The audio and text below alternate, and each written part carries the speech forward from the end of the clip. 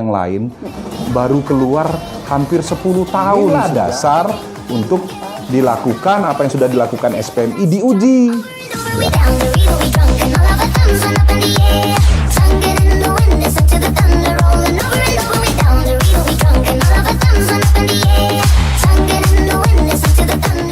Assalamualaikum warahmatullahi wabarakatuh.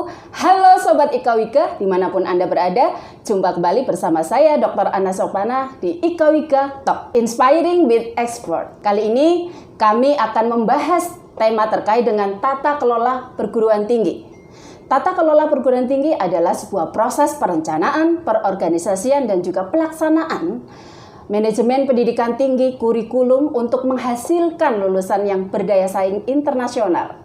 Bagaimana tata kelola pendidikan tinggi yang baik? Hari ini saya kedatangan tamu yang hebat luar biasa. Beliau adalah Bapak Dr. Harnovinsa, SE, MSI, AK, CS, CME, CSRS. Beliau juga Ketua Program Studi Magister Akuntansi Pasca Sarjana Universitas Pancasila Jakarta. Seorang pakar dan juga praktisi bidang pendidikan. Kita sapa dulu beliau. Halo, Assalamualaikum Pak Novi. Waalaikumsalam Bu Ana, apa kabar? Alhamdulillah sehat luar biasa. Bapak gimana? Alhamdulillah sehat. Saat ini kesibukannya apa saja nih Pak? Ya, selain mengajar di sekolah di tempat saya, mengatur perkuliahan dan sebagainya, juga saya adalah seorang asesor dari Lembaga Akreditasi Mandiri EMBA, Ilmu Ekonomi, Manajemen, Bisnis, dan Akuntansi. Selain itu juga saya juga menjadi konsultan di beberapa perguruan tinggi yang ada di Jakarta. Kemudian juga sekarang saat ini saya juga membantu memberi pelatihan, memberi workshop terkait dengan bagaimana kurikulum yang baik, bagaimana mengelola perguruan tinggi yang baik, bagaimana mahasiswa bisa berprestasi yang baik, dan yang terakhir adalah bagaimana pengenalan profesi. Karena saya seorang akuntan, maka pengenalan profesi akuntan itu bagi mahasiswa sangat penting, ya, bahwa mereka punya peluang yang begitu besar di pasar kerja terkait dengan profesi akuntan. Itu sekarang saya. Wow, luar biasa Sobat Ika Wika, pengalamannya banyak sekali dan kita akan gali. Pak, terkait dengan pengalaman Bapak sebagai praktisi pendidikan, melihat kondisi pendidikan tinggi kita saat ini di Indonesia, gimana nih Pak? Kalau kita mau bicara jujur, ya dibanding mungkin 5 tahun atau 10 tahun yang lalu, perkembangan dunia pendidikan di Indonesia saat ini sudah mengalami perubahan yang cukup sangat signifikan, ya. Dari kebijakan-kebijakan pemerintah, dimulai dari kebijakan oleh Prof. Dr. Muhammad Nasir, ya, dengan mewajibkan publikasi, ya, kepada para dosen baik di dalam maupun di luar negeri, ya, yang kemudian beberapa hal kemudian ditentang. Kemudian ide dia membuat yang namanya akreditasi Sinta, ya, dulu kita tidak begitu banyak terkait dengan akreditasi, sekarang sudah begitu banyak.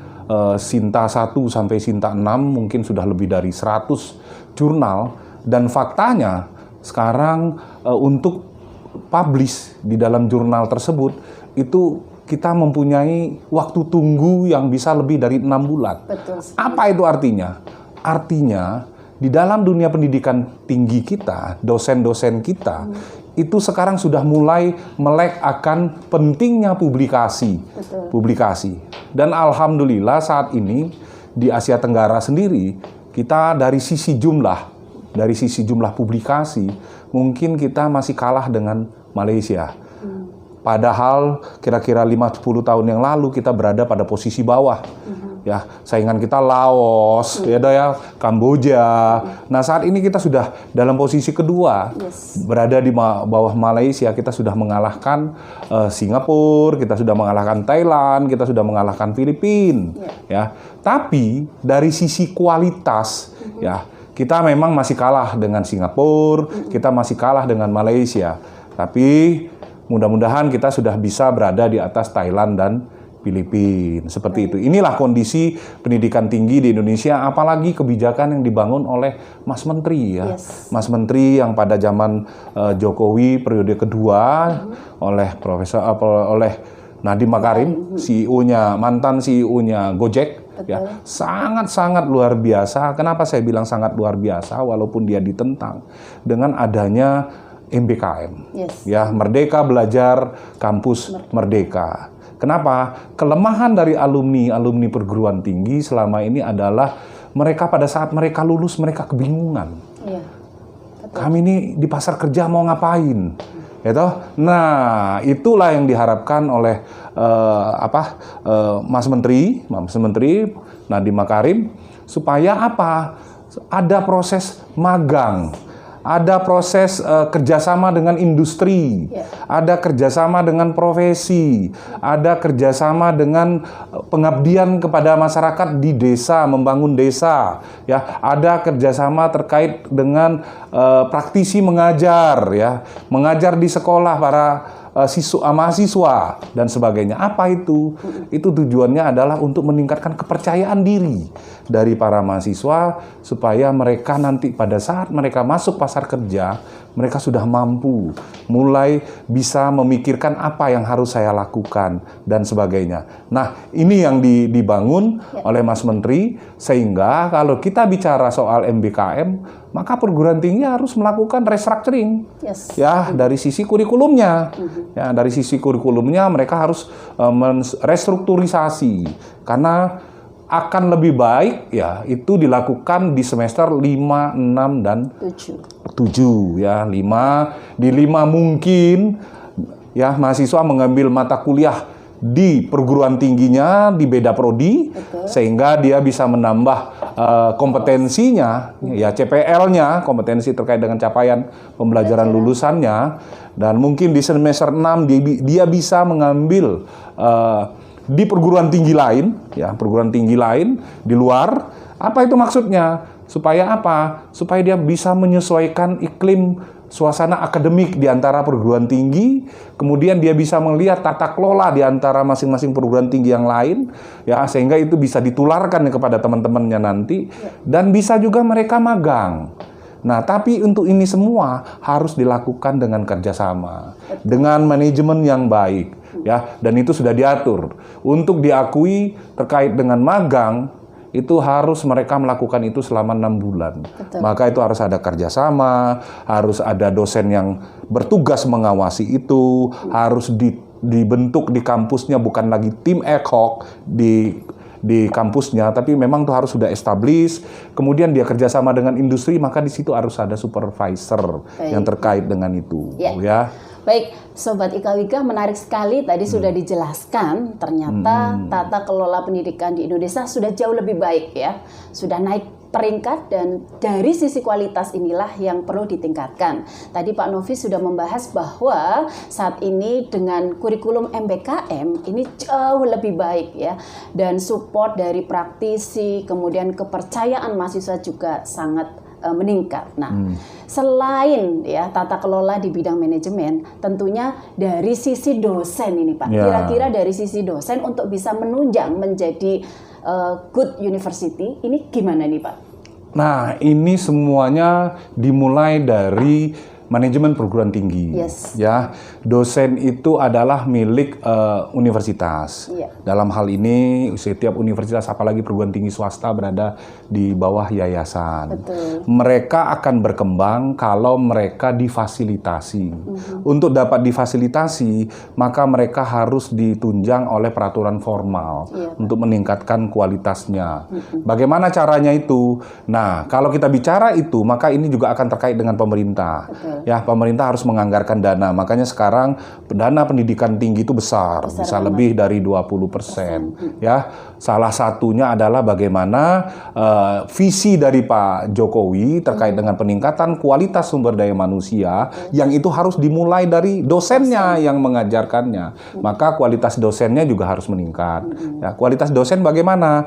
Ya, mereka harus mengambil sekolah S3 misalnya, atau mereka memiliki kompetensi dalam bidang ilmu tertentu misalnya, yang itu bisa membantu mereka transfer knowledge kepada mahasiswanya ya. Nah, selain dari pengembangan sisi kompetensinya, juga harus didukung dengan kemampuan dosennya melakukan riset. Riset ini yang memberikan sebenarnya dampak positif ya kepada pemerintah apabila riset-riset itu pemerintah menganggarkan dana riset tersebut yang kemudian riset tersebut bisa diaplikasikan, memberikan dampak kepada dunia real world, dunia nyata, misalnya riset terkait dengan bisa membantu dunia industri ya dari hasil riset tersebut. Nah, ini yang didorong kepada para dosen selain mereka harus meningkatkan kualitas pendidikan dan kompetensinya ya. Nah, itu. Baik, Sobat Ikawika, tadi sudah dijelaskan dosen ini harus seperti apa sih ya dari sisi kualitas untuk pengajaran, penelitian, semuanya harus disupport oleh lembaga ya tentunya dan juga oleh pemerintah. Nah, sekarang bagaimana dari sisi universitas kaitannya dengan akreditasi? Seberapa penting sih akreditasi nih, Pak Novi sebenarnya? Apa sih pentingnya akreditasi bagi sebuah universitas atau perguruan tinggi? Akreditasi itu adalah sebuah ukuran dari kualitas perguruan tinggi terkait dengan tata kelola perguruan tinggi tersebut, terkait dengan apa yang ingin dicapai perguruan tinggi tersebut, target-target yang ingin dicapainya, itu yang kita namakan visi dan misi ya, cara mereka melaksanakan untuk mencapai visi tersebut. Kemudian bagaimana kualitas kualitas itu yang harus ditingkatkan. Kemudian juga kualitas risetnya, penelitiannya dan pengabdiannya kepada masyarakat. Sehingga apa? Perguruan tinggi itu bukan sebuah dinamanya menara gading. Menara gading di atas. Ya, di atas gitu ya. Tapi di langit. Iya. Perguruan tinggi itu adalah punya peran bagaimana meningkatkan kualitas SDM yang ada di Republik ini, yang ada di Republik ini. Bagaimana caranya itu? Pertama, mereka harus meningkatkan kualitas pengajaran. Kualitas pengajaran itu yang pertama didukung oleh fasilitas, sarana dan prasarana yang dimiliki oleh kampus.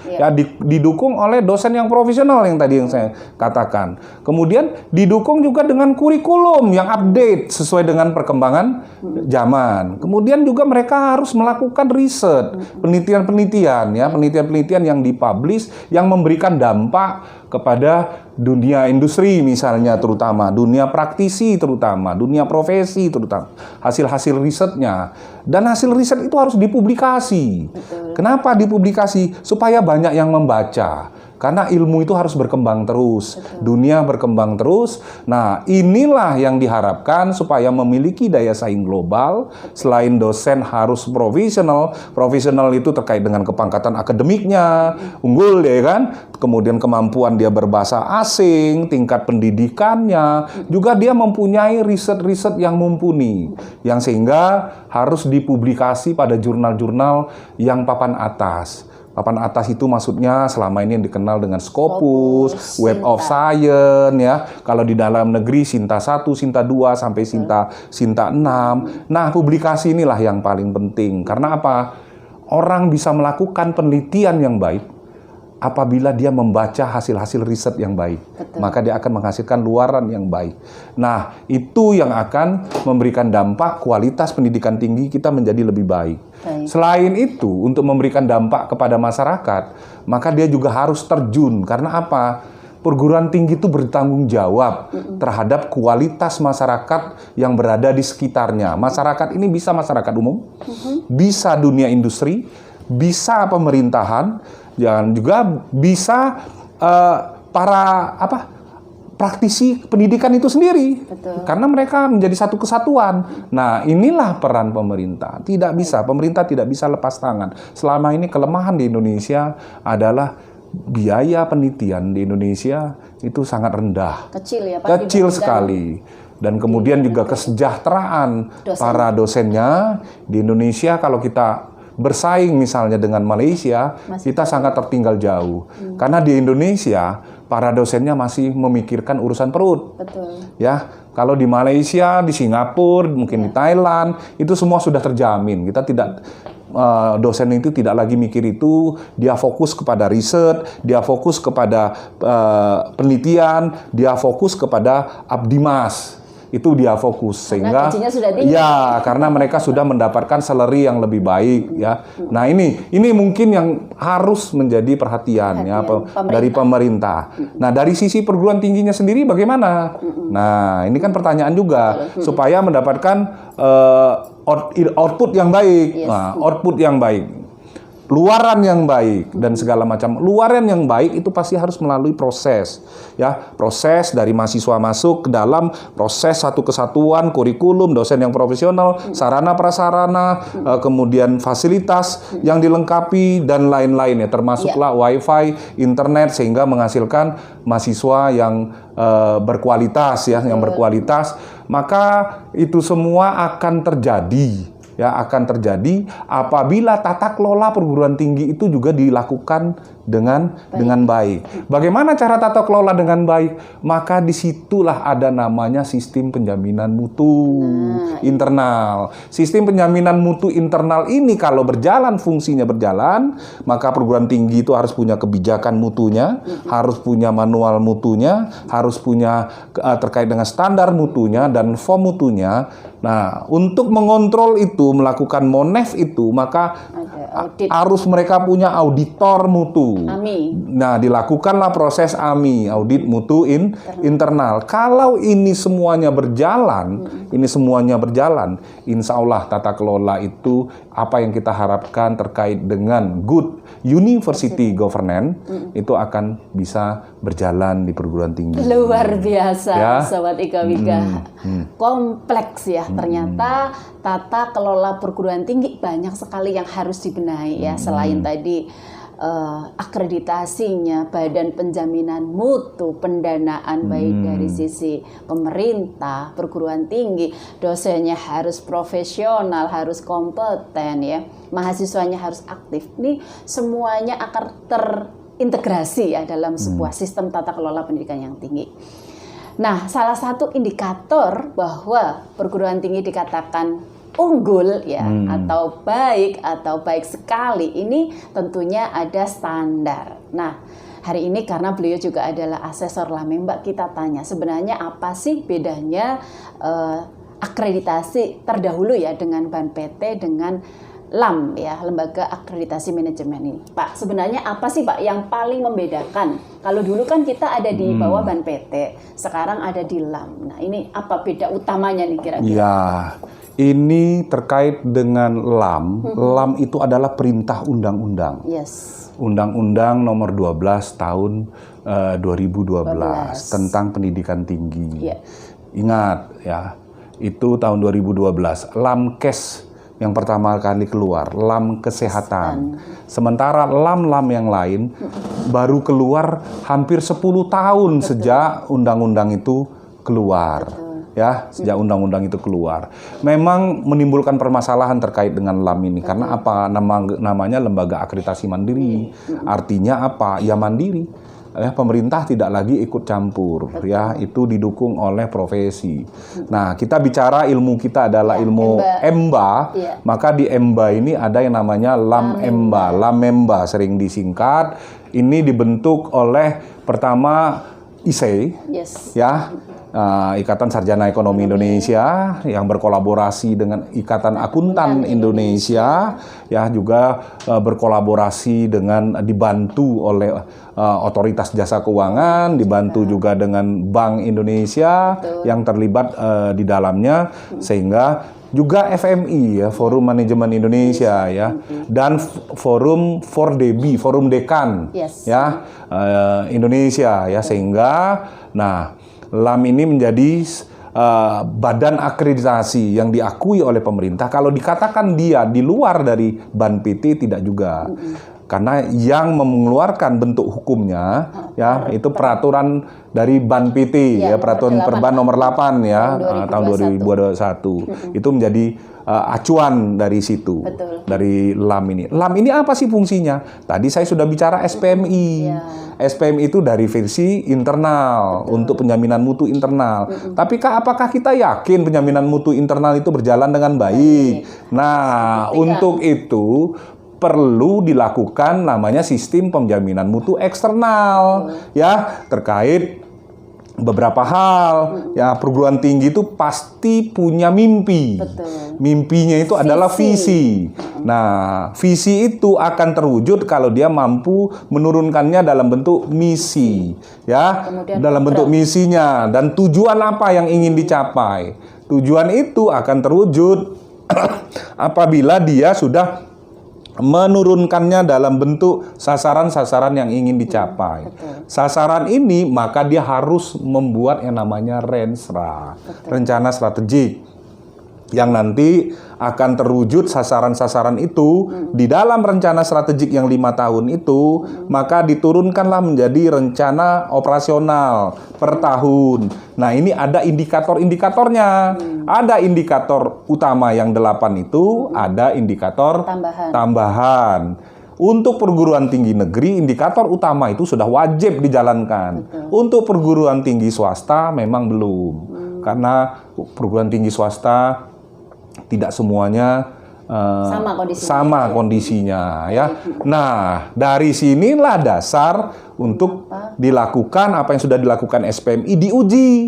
Ya toh. Nah, apakah nanti alumninya akan menghasilkan sesuai dengan visinya? Maka itu harus didukung oleh tata kelola yang baik. Guk kembali tadi.